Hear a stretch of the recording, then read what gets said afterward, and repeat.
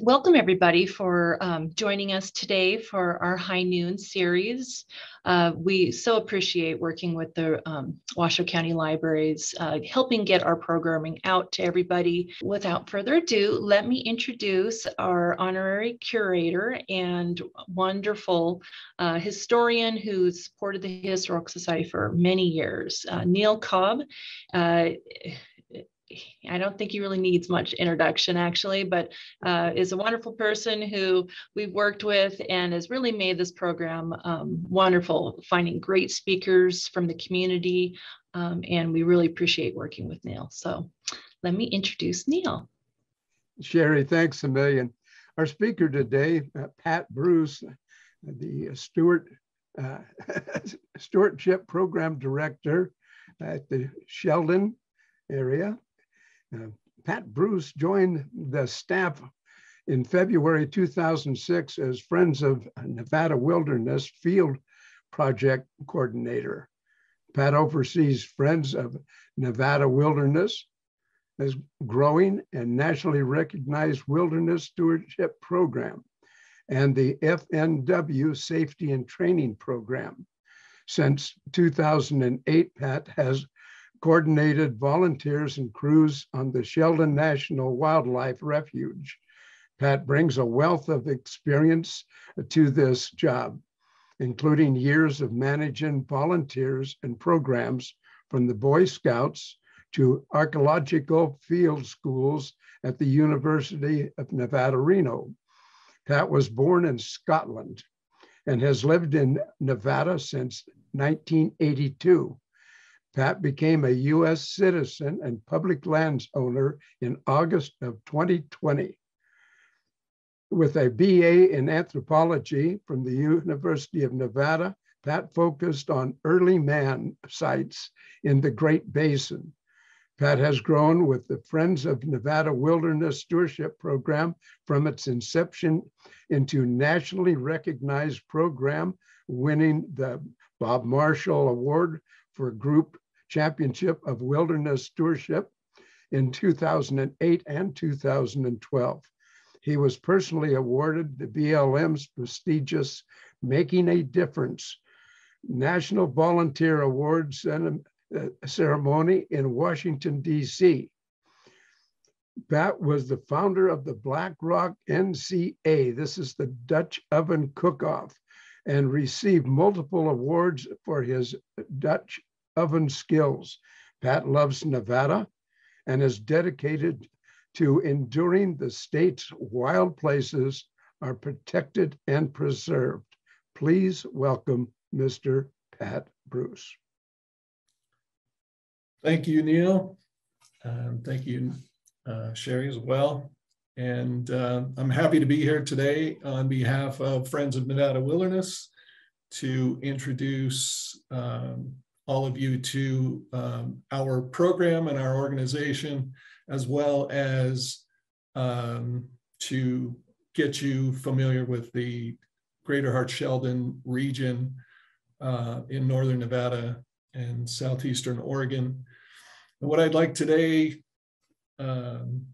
to accomplish today is to give you a quick introduction to the organization. And we'll start off with our website. It's a pretty valuable resource for anybody interested in the state of Nevada, both in history and geology and geography. The website is an important resource for anyone traveling the state and has interest in any of the wild places out there. But in particular, the presentation today will be on the Sheldon Refuge, and I'll show everyone how to access Esri-based story map that we put together for the 90th anniversary of the Sheldon National Wildlife Refuge. And it can be viewed at any time by going through our website and clicking on the link that I will describe. Once we get to the map, I'll give an introduction to the landscape of the Sheldon region, then into the whole reason that the Sheldon Refuge was established, which is the the pronghorn, and then go into some refuge history, some of the wildlife species that are on the refuge, and then go into our work as an organization with the U.S. Fish and Wildlife Service on the Sheldon National Wildlife Refuge. And then we'll have opportunities for folks to ask questions immediately following that. So without further ado, we'll click on to the Friends of Nevada Wilderness website, and I will share my screen. For anyone interested in Nevada and Nevada's wild places, obviously we're on the Friends of Nevada Wilderness website, and the URL is in the chat box for anyone interested, but nevadawilderness.org. And we basically are a 501c3 nonprofit organization. We've been officially 501c3 since 1985.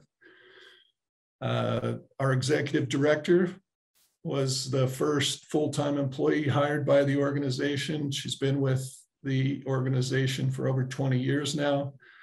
I have, as Neil mentioned, I think it'll be 16 years starting February of next year. So we have a lot of folks that are long-term advocates of conservation in Nevada, but we also in our organization have built a nice, established a nice tradition of bringing younger people into the organization. And I've moved out of the position now of Stewardship Program Director and into a public lands policy position, and some younger and more capable folks have taken over for me in that capacity, and have taken over this stewardship on Nevada wildlands. We have an office in Reno, and we have an office in Las Vegas. We are focused on conservation and stewardship of the entire state of Nevada, on focusing particularly on wilderness and wilderness quality lands within the state. We are in a very heavy public lands occupied state as far as federally managed lands. And it's important for everyone to realize the actual,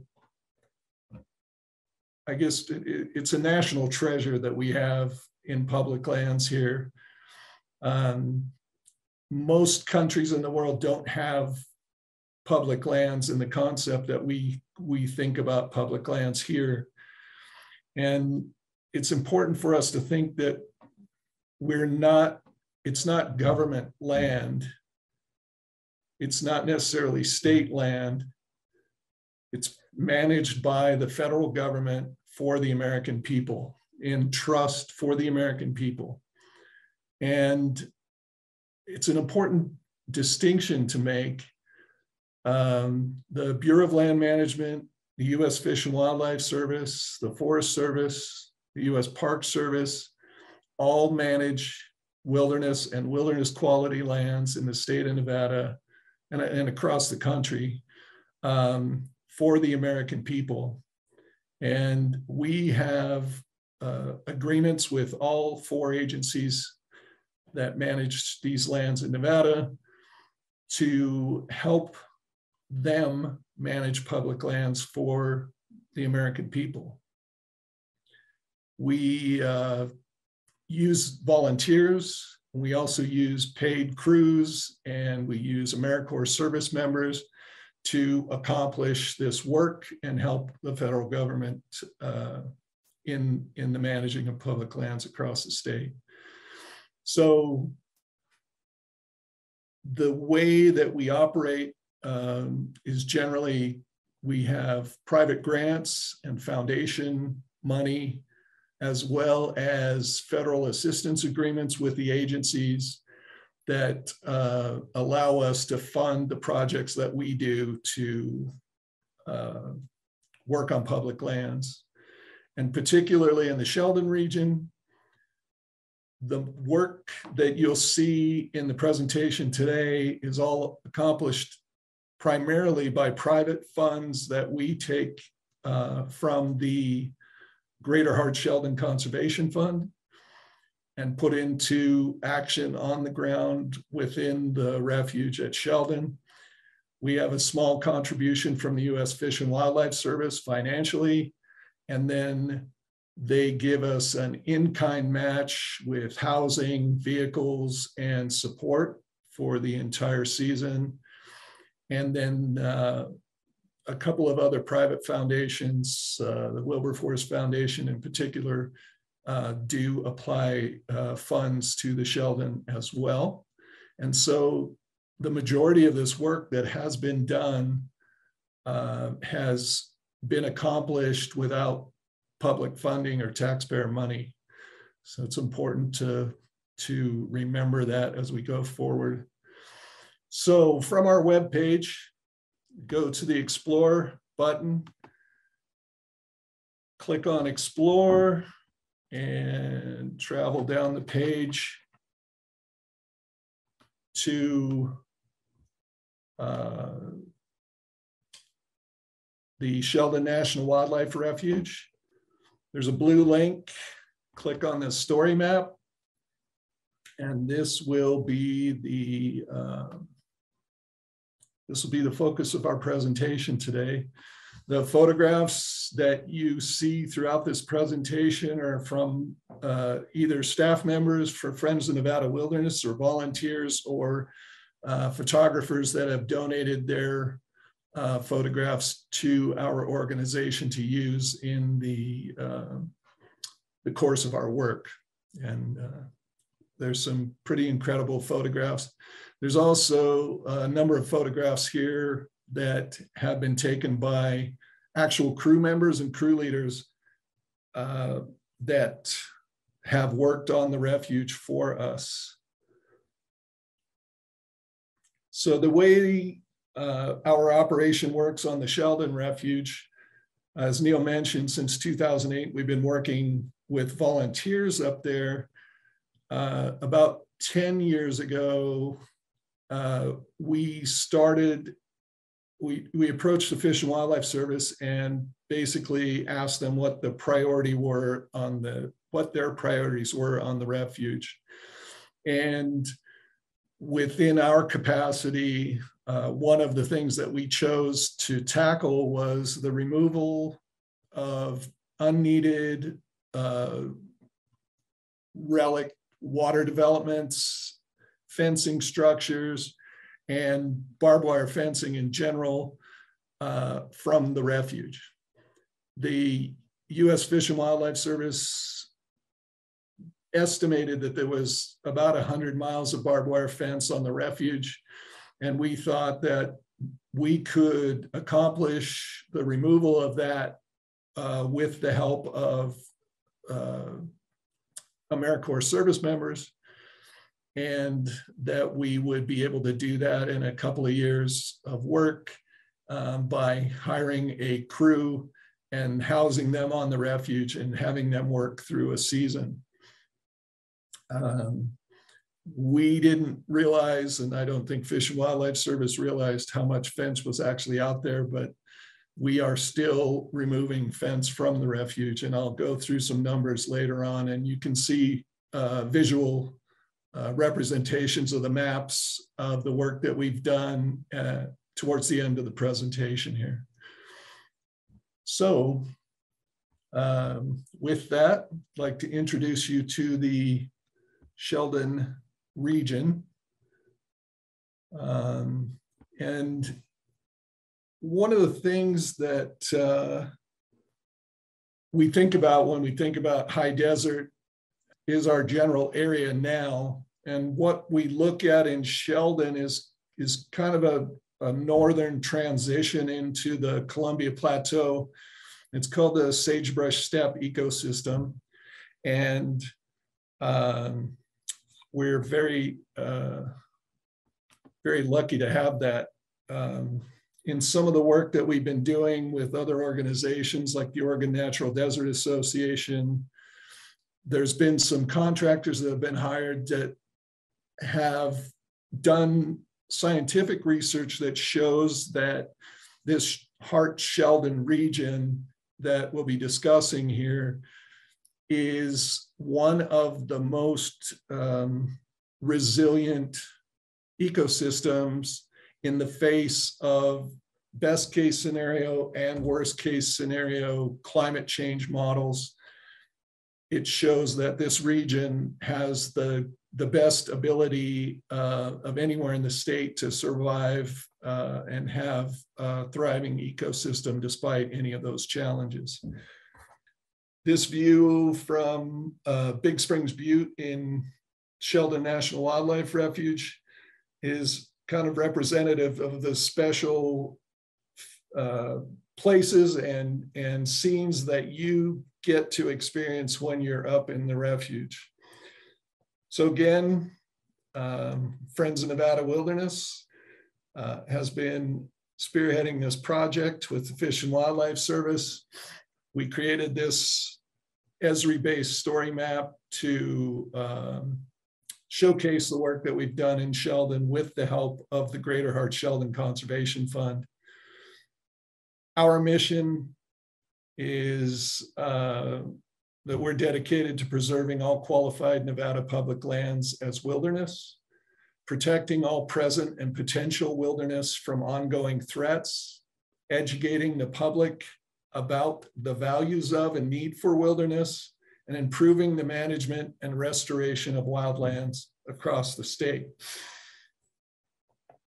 As I said, our partner organization is the Greater Hart-Sheldon Conservation Fund. And I will read their mission, and I will stop reading from the slides from here on, trust me. The Greater Hart-Sheldon Conservation Fund will be used to conserve and restore the high desert sagebrush steppe ecosystem within and surrounding the Hart Mountain National Antelope Refuge in southeastern Oregon and the Sheldon National Wildlife Refuge in northwestern Nevada. The fund exists to ensure the healthy wildlife habitat and connectivity in this area, spanning from the Malheur National Wildlife Refuge to the Black Rock Desert, is sustained for future generations. And the fund is actually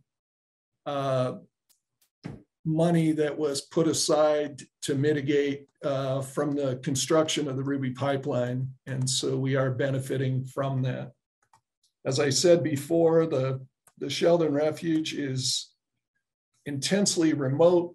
It's extremely rugged country, and even traveling in the area on the roads is something of an adventure.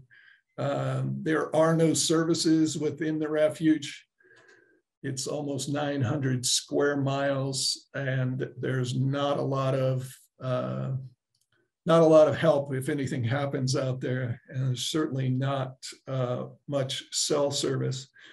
So anyone visiting will really have a very solitary experience and see things as they were long ago. Some of the darkest places in the world are up in the Sheldon region.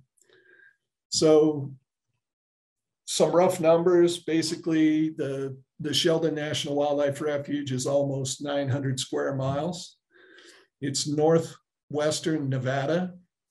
If you look just above the black box where the text is, that's the corner of California and Nevada with the Oregon border at the top. The Sheldon Refuge itself is the dark green area, and the line running down about 1/3 through is the Washoe County boundary in Nevada. So the Washoe County goes all the way to the Oregon border, and just to the east of Catnip Mountain there, you can see the line of the county going down, and then we're into Humboldt County to the east. The area is managed by the U.S. Fish and Wildlife Service. And the broader region, as I said before, and is the name in the funder that we use, the Greater Heart Sheldon Conservation Fund. Heart Mountain is all about 18 miles north of the northernmost boundary of the Sheldon Refuge at the Oregon border there. And that area in between is what you see as Sagehen Flats and Hoxie-Woxie Valley. That is one of the major migration routes of the pronghorn. And amazingly, even sage grouse travel back and forth between those two refuges.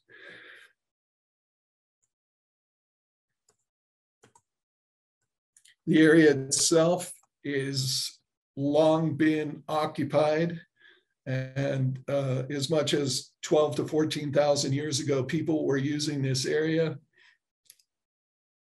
for subsistence, and the refuge itself is part of the ancestral lands of the Northern Paiute. When you get up to the refuge, these signs of these early people are visible, obviously, if you know where to look. But folks 12 to 14,000 years ago were exploiting megafauna that's obviously no longer here. Giant ground sloth, Pleistocene beaver, saber-toothed cat, short-faced bear.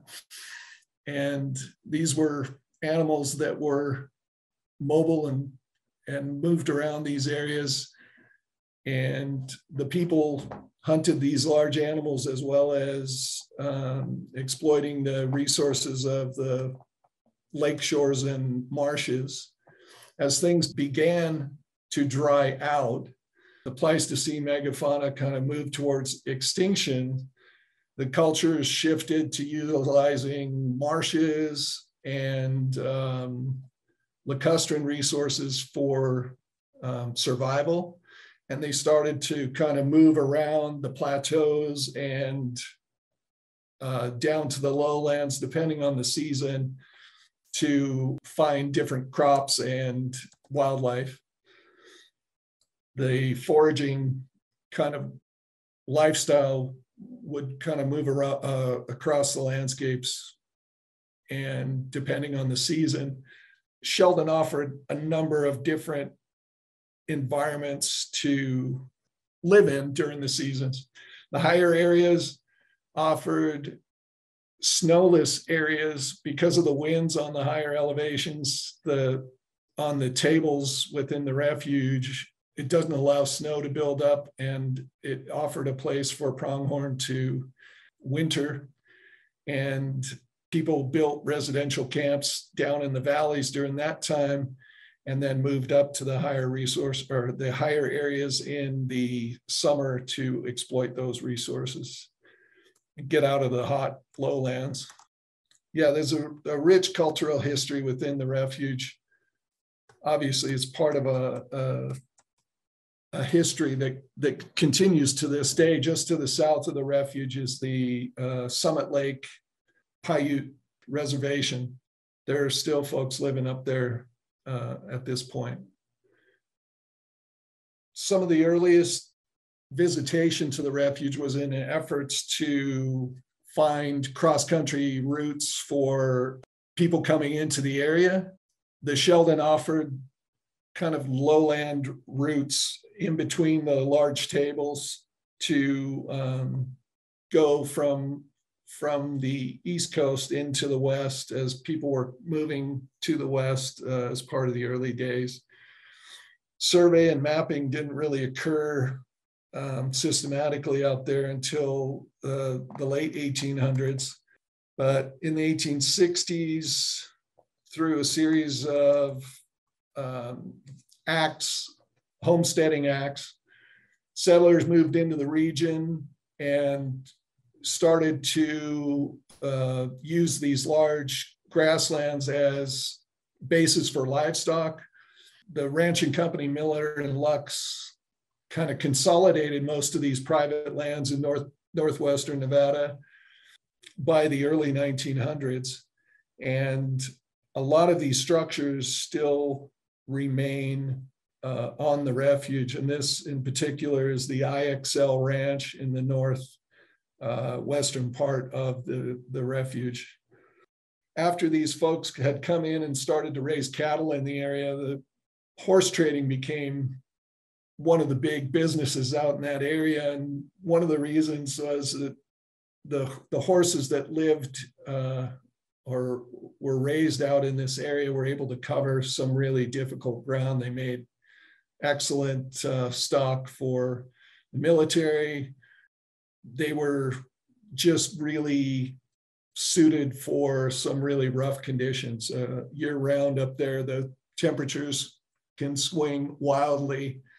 And to have this heavy stock with good solid constitutions and good feet were a bonus. And one of the things, as far as the horses go, during this early time of horse trading and moving horses across the landscape up here, many of them ended up feral and began living out in the area of the Sheldon Refuge.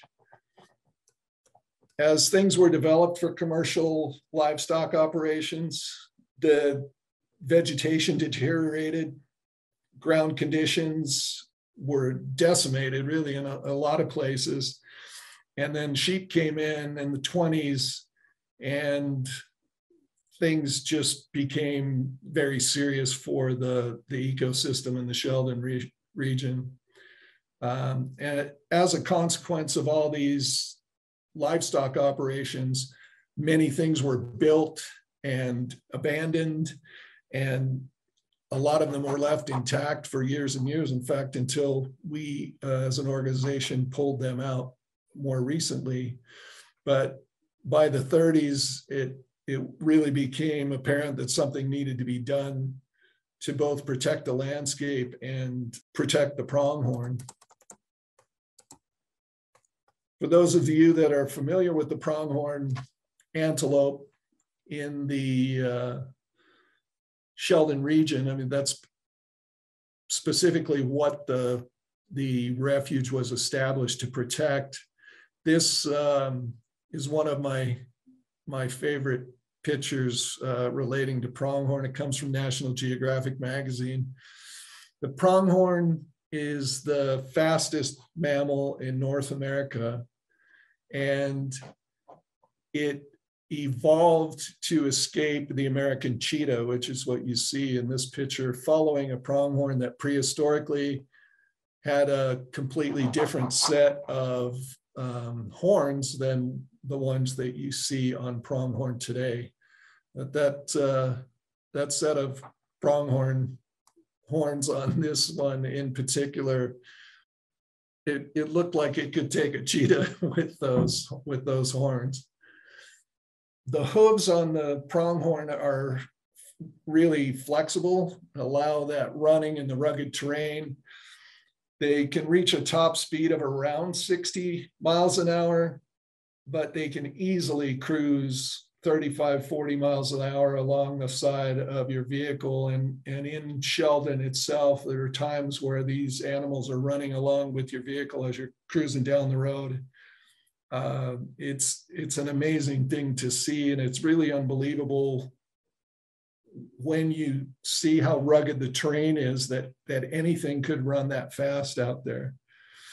One of the things that makes fencing in Sheldon particularly dangerous for the pronghorn, because of their small bone structure and light weight and the way they're built as an animal for speed, they're not built rugged enough to be able to jump over things in any kind of height. And when they come to a barbed wire fence, they don't jump over.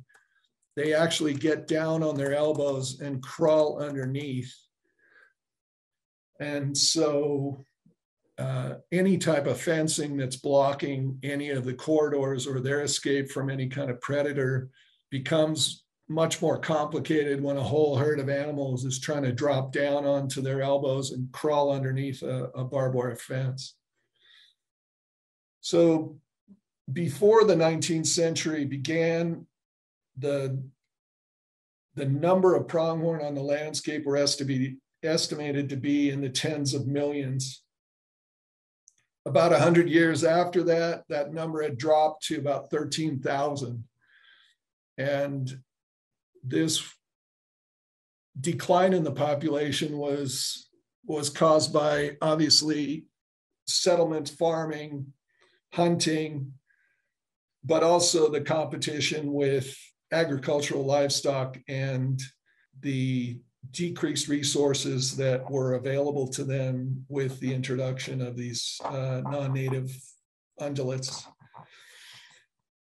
The pronghorn need open space. They need unencumbered landscapes to be able to move back and forth and thrive. There's estimates that they could travel in an average year over 150 miles between their summer and winter. A single railroad track, a road, a fence could disrupt the migrations and cause populations to dwindle. And you look at this picture here in the center, it's tragic.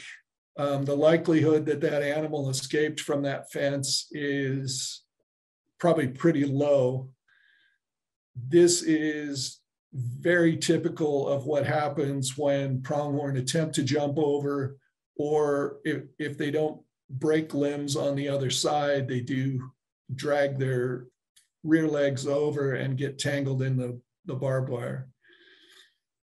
The shocking figure that comes from High Country News, it's estimated that there's over 100,000 miles of barbed wire fence in the West, and that for every 2.5 miles of barbed wire fence, each year there's one ungulate death. And so if you consider the work that we've done over the past 10 years on the Sheldon Refuge, we've removed 333 miles of barbed wire fence.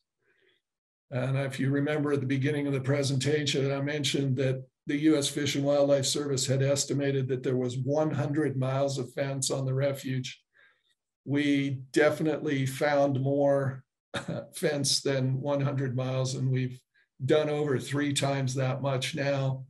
But it's a very rewarding thing to have young people in our AmeriCorps crews go out and realize that this statistic of the 100,000 miles in the West, and for every 2.5 miles of fence, there's an ungulate death. That's something that they can bring back home and tell people that they've really made a difference in wildlife habitat restoration by working on a crew in the Sheldon National Wildlife Refuge.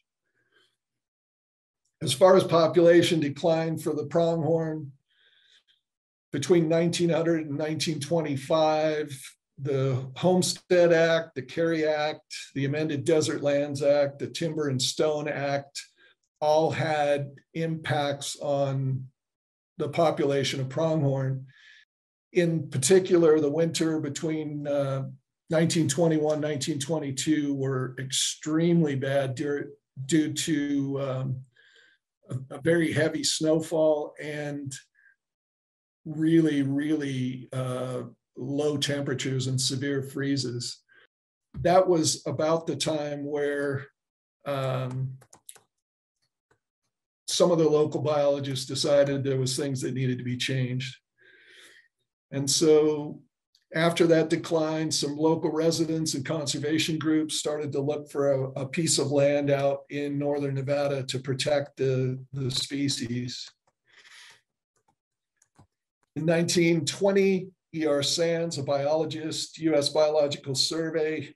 He lived here in Reno, began planning a refuge, and he had this vision of buying some lands and setting it aside, and also to create hunting seasons, which at this point, there was no limits on hunting pronghorn in the entire state of Nevada. So in 1920, E.R. Sands convinced Washoe County to have a closed season for pronghorn. And in 1921, he did the same thing with Humboldt County. And it wasn't much later that he actually convinced the Nevada State Fish and Game Commission to have a hunting season that was for the entire state of Nevada. In 1923, the Association of Audubon Societies and the Boone and Crockett Club got together and formed the refuge. Sands met with Gilbert Pearson on a tour of Anaho Island and Pyramid Lake. The two became stranded, and they basically came to a decision that something was needed, and that the refuge was going to be established. Hart and Sheldon were picked because of the open spaces and the availability of water on the refuge. And Boone and Crockett and Audubon Society bought the Last Chance Ranch in 1918. And Herbert Hoover designated the 30,000 acre area as the Charles Sheldon Wildlife Refuge in 1931. In 1936, Franklin Delano Roosevelt put 500,000 acres of conservation and development and natural wildlife resources aside. And that was with a land swap with the Department of the Interior. And then that was the Charles Sheldon Antelope Range. And then finally in 1978, the Sheldon Refuge and the Sheldon Antelope Range were combined into one administrative unit under Fish and Wildlife Service.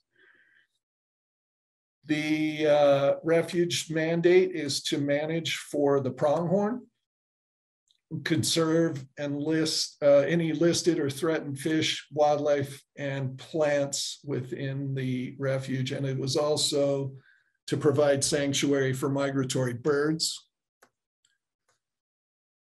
One of the early pronghorn biologists, the first ever pronghorn biologist, Jim Yoakum, was very involved in the Sheldon Refuge, advocated for the pronghorn all his life. And I was lucky enough, we were lucky enough as an organization to know him and work with him directly. There's an abundant species of over 271 species of animals on the refuge. It's priority habitat for the greater sage grouse, and combined with our removal of fences and restoration of water sources on the refuge, this habitat has become more and more improved over the years. Here's some photographs of some of the wildlife that you could expect to see within the refuge. It's a place where you can actually see bighorn sheep, you can see mule deer, you can see mountain lion, any number of animals, insects, birds.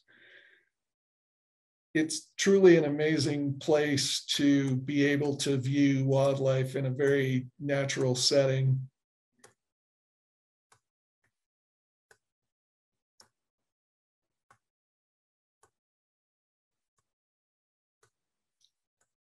A lot of the refuge infrastructure was created by the CCC and the WPA. Their construction of dikes and dams and residence houses, such as the first ranger station at Badger, which is this building here, as well as the the Little Sheldon headquarters, which is where our crew is stationed each year. The Wilderness Act of '64 provided a tool that intermeshed the objectives of the refuge and the range with potential to have the area designated as wilderness. And about 86% of the refuge is identified as potential wilderness if a campaign comes up to designate that at some point in the future. The area provides an outdoor laboratory for interpretation and demonstration of wildlife populations and habitat across the sagebrush steppe ecosystem. And what you see here in this map is the dark areas are those areas that qualify as wilderness if they are to be designated at some point in the future. The work that we do is all done by volunteers. And as I said, AmeriCorps service members and paid crews and staff. And here's one of the photographs from our large fence pool, the final fence pool, any of the large fence in the refuge at Thousand Creeks Gorge. And that's Thousand Creeks Gorge behind those folks. There's areas in that gorge that are have cliffs 600 feet high. The work in the Sheldon has been done by a number of different groups, including the Sierra Club, sportsmen's groups, conservation groups like Oregon Natural Desert Association and Friends of the Refuge, and of course, Friends of Nevada Wilderness. Already covered all that. And we will get down to the actual details of the work on the refuge. This map shows basically no work done on the refuge. There wasn't very much work done by outside groups, and the size of the staff on the refuge is only 3 people. And for 900 square miles, 3 people working every day for the rest of their lives wouldn't do anything as much as what is needed out there. And so it's only by having other groups and organizations come in and do the work that any of this stuff could be done. So between 94 and 2010, fencing and livestock developments removed or on these lines that you see on the map. And as we go down through these slides, you'll see the map change and see the amount of work that's been done by the crews that worked on the refuge with our organization, as well as other groups. The Sierra Club particularly was one of the groups that had fencing projects up here every single year and continue to do so. 2011, these were the fence lines that we removed.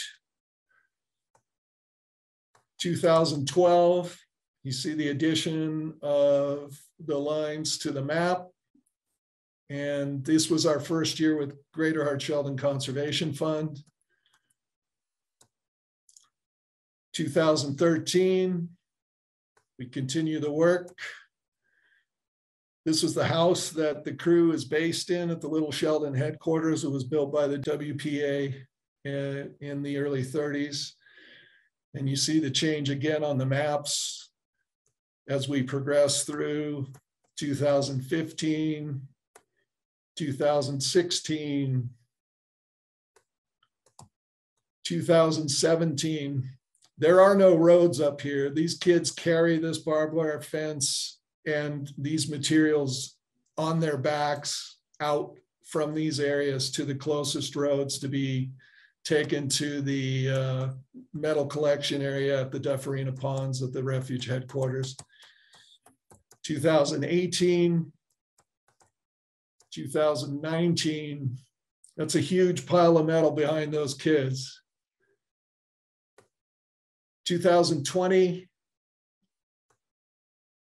and 2021, This was our season this year. And so far, 333 miles of barbed wire fence, 131 tons of metal garbage, and 57 non-functioning water developments have been removed from the refuge.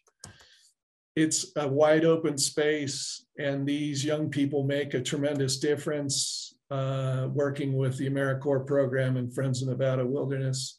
And as we continue our way forward and with support from our funders, we anticipate doing this into the future. And with that, I will end things here and go back to questions. Well, Pat, that was an amazing program, and my goodness, that's a lot of metal. It is it's a tremendous amount of metal when you see it on the ground. So does you said that, you know, you guys have to carry it out, and how do you dispose of it? Is it like is it, you know, how you can go to scrap metal yards, or is it a little different because it's odd pieces of metal and wire? I'm just curious. I don't know this answer. Well, it is a huge amount of metal, and it is in a giant pile in what was the it was the area that they used to process the horses through when horses were gathered on the refuge. The horses are gone now, and a large area in the back of the refuge headquarters is where we just pile the metal. And as yet, because of the location being so far away, we haven't found anybody that wants to come up and pick up this scrap. They need a giant claw truck to come up and get it, and then they would have to load it and then take it somewhere. So financially, it hasn't really been feasible to get it, but hopefully at some point we can recycle it. Oh, absolutely. My gosh, that's, yeah, you almost need a grant just to do that. Yeah. Well, we do have a couple questions here. You said there are no roads. Does that mean they carry the wire and all this metal miles and miles to a single road, or can you a little bit explain about if people wanted to explore, you know, what kind of roads are out there, and, you know, so help them, I guess. There's a small stretch of paved road, Highway 140, that goes from Denio, Nevada up to Adel, Oregon, and cuts through the northern part of the refuge. Oh, okay. So that's the only paved road within the entire refuge, and it's a 2-lane paved highway. And within the refuge, there are 2 alternate state highways, Highway 8A and Highway 34A, and they are improved gravel roads. And then everything else in Sheldon is a 2-track. And so just a dirt road. Well, yeah, not even a road. It's just a 2-track. Oh, okay. Just 2 tire tracks with vegetation down the middle, and it's extremely rough country to travel in, and we carry a lot of specialized equipment just to be able to travel back and forth. We rescue people all the time who don't have adequate tires, or in fact, my crews have saved people's lives on the refuge that have had accidents and been lost up there. Okay. Wow. Can you, you know, how you had the map, where are there water sources within the Sheldon Range? I know there's, you know, some of the wetlands, but is there a lot of water, or just kind of a little bit of water in different areas for the pronghorn and other animals? There's a couple of areas that have larger bodies of water. One of them is Catnip Reservoir, and it has a functioning population of Lahontan cutthroat trout. and there is fishing there. And also at the east side of the refuge, in the main refuge headquarters area, there are the ponds at Ixl Ranch. And there's also a warm spring at the Virgin Valley campground. That campground is free and open to the public and has a warm spring, showers, and pit toilets. And there's also pit toilets at the Catnip Reservoir. Other than that, it's mostly little bodies of water here and there, springs and seeps and catchments that are just basically holding water, natural snow pockets and things like that. Did you say how big the population of the pronghorn were? I think in the last couple of flyover surveys that the Fish and Wildlife Service have done, I think there's probably between 26 and 2,800 pronghorn on the refuge. Wow. There's enough food and water to easily keep the population going and yeah, obviously there's drought at this point and things are difficult. Some of the water sources are no longer available, but yeah, in general, the landscape within the Sheldon boundaries, because it is got a perimeter fence and the feral horses and burros were removed a few years ago, that this is kind of a living laboratory of what a wild place in Nevada can be without the effects of feral horses and burros. There's no cows, there's no horses, it's just native wildlife within the refuge. You really can study that, and they're not competing against with other animals. Oh, that's amazing. I do have another question. Sure. What are the dimensions of the refuge? Does the range of the pronghorn go outside of the refuge area? Okay, so I will tell you that officially I'm not really good at math and numbers, but I understand. The southern boundary is probably about 30 miles. The northern boundary is about 50 or 60 miles. Okay. And it's about maybe 40 miles high, but it's a weird shape. Yeah.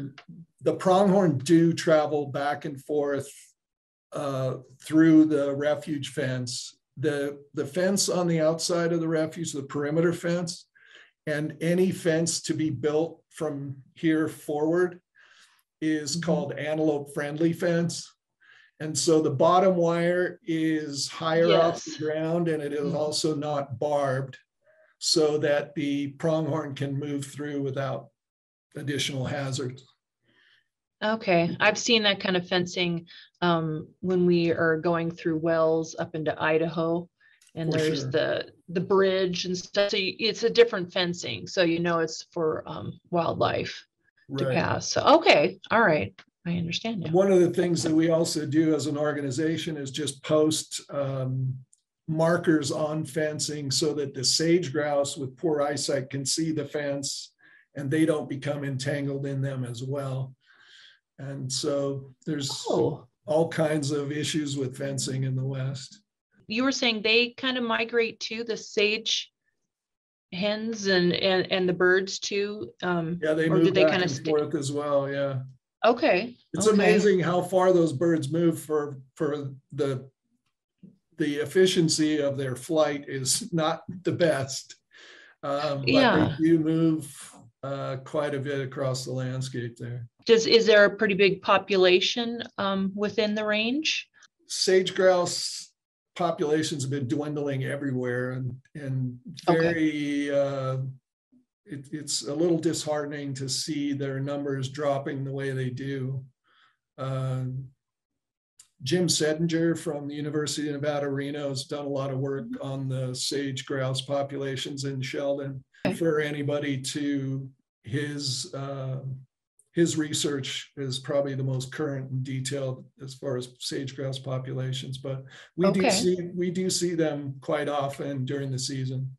Were you surprised by any animal when you first came on when you started working with the Sheldon Refuge? I think the treat for the kids that have worked for us over the years is that every year we've seen mountain lion, and that's something that people have lived here all their lives and never seen. And we also see, every year we see good numbers of bighorn sheep. I wanted to know more about the awards, the importance of them, and things like the one that you received in Washington, D.C., and what kind of response and other people were interested along with you being a recipient. That's number one. Well, I guess I'd have to say a couple things. Number one, that I'm not a special person. I'm just an everyday person, and I obviously have a passion for the outdoors, and I find restorative value in being outdoors. And once I moved to Nevada from California in 1982, I realized that this place was special. And every time I went out, I found myself cleaning up after other people and trying to take care of things that were out there. And it grew in me that I started just to travel out with no maps and no idea where I was going. I'd go out, find a place to camp, get up the next day and hike around or drive around and just see what I could see. And I think I could do that for the rest of my life in Nevada and never see something I wasn't happy with, or see the same thing twice, or not be surprised by some incredible beauty or something out there that was just spectacular. And I was working in a cafe in Reno. I overheard some people talking at the next table, and I was rubbing a hole in the table while I was eavesdropping, and they were talking about this job. And uncharacteristically, I tapped this person on the shoulder and said, "Hey, I overheard you saying something, and if you have a job that pays somebody to do that, I'm your guy." And luckily, 2 weeks later, I was in an interview with Sharon Netherton, our executive director, and I explained, my passions for the outdoors and wild places. I really didn't understand public lands at that time. I didn't understand wilderness at that time, but Sharon believed in me enough that she gave me a chance at this job. And that was the beginning of our stewardship program. And within a few years, we were starting to get national awards. And it wasn't because I was in that job. It was because I was lucky enough to gather the right people together to get those things accomplished. And, it was a big honor for me to go to Washington, D.C. and get the Bob Marshall Award on behalf of our Forest Service work. The Group Champion of Wilderness Stewardship Award is a huge thing. And, sharing that with all our volunteers and our staff was an amazing experience in itself. A few years later, we were at an event in the Black Rock Desert where they started talking about somebody who had done a lot of work and committed to doing stewardship on the Black Rock Desert. And I was waiting for them to call out this person's name and call them up, and they called me. And I was shocked. I mean, truly, I was doing my job, and they found it important enough that I got recognized for that. And that's probably one of the coolest things, because I was able to get a cadastral survey marker from the BLM that was inscribed to me. And I probably one of my most cherished possessions. But BLM Winnemucca also nominated me for the Volunteer of the Year 2012 Making a Difference Award in Washington, D.C. That's where my parents were able to come out and go to DC with me. That's when my dad finally realized I wasn't just camping and that I had a job that was real. And so, you know, all those things are not necessarily a result of me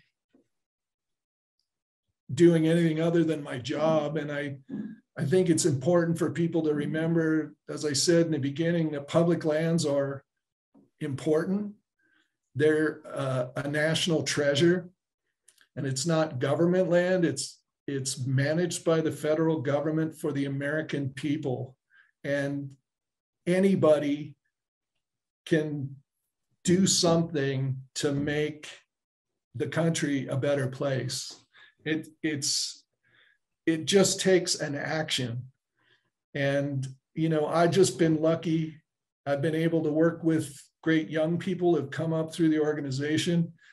Our current human resources person and soon to be associate director I hired her as a 19-year-old AmeriCorps service member very early in my tenure here.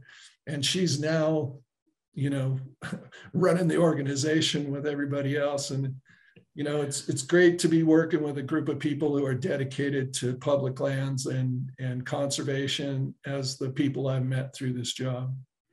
Well, you are very dedicated and a special, and I want to emphasize the word special. I disagree with you not thinking that you are, but it's people like you that bring and recognize pride of this great state. I am grateful to you. I appreciate that, Neil. Coming from you, that's a special thing in itself. So I got one last question. All of the outdoor cooking and your association with those wonderful Dutch oven pots, what's your favorite recipe? So a number of years ago, working with the Nevada Outdoor School in Winnemucca, the founder and executive director at that time, Stephanie Lefevre, she and I had a rivalry of cooking, and that's what eventually became the Black Rock Desert, High Rock Canyon Immigrant Trails National Conservation Area Dutch Oven Championship. And it was all kind of a joke, and it was all kind of between she and I and what we did back and forth to feed everybody that was out on our events. And we partner with Nevada Outdoor School and Friends of Black Rock on some of the events out there. And it's now grown to, at Black Rock Rendezvous and National Public Lands Day, when we're out on the ground, it's become a big thing, and there's 15, 20 people now involved in these contests. But I was able to get a deer roast from Dan Hines, who was one of our former members, and his wife, Karen Boger, is still on our board of directors. And it was such a beautiful piece of meat. And I made a venison stew with it with parsnips and carrots. And I still think it's probably one of my best creations. And it was, you know, a Nevada mule deer. And it was a guy who hunts with black powder, and it all came together to make an incredible Dutch oven dish.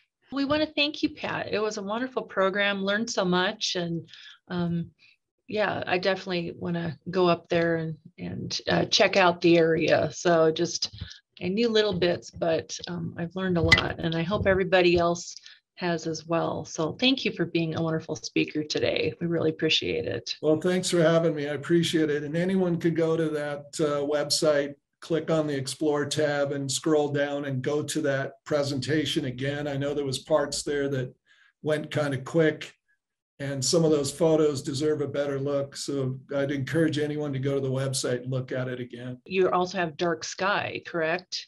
Yeah, well, we we worked as an organization with the BLM, the Applegate Field Office, to get the Massacre Rim Wilderness Study Area, which is just to the south of the Sheldon Refuge, to the southwest corner of the refuge, designated as an International Dark Skies Association Dark Skies Sanctuary, which means it is truly like the darkest places in the world that get the sanctuary status. There's dark parks, there's dark areas, but this is dark sky sanctuary. So some of the darkest skies on the planet. Wow. Wow. No, and people love to go out there and really enjoy the nighttime. So definitely, if people don't know about it, they definitely should check that out as well. So most definitely. Thank you again, Pat.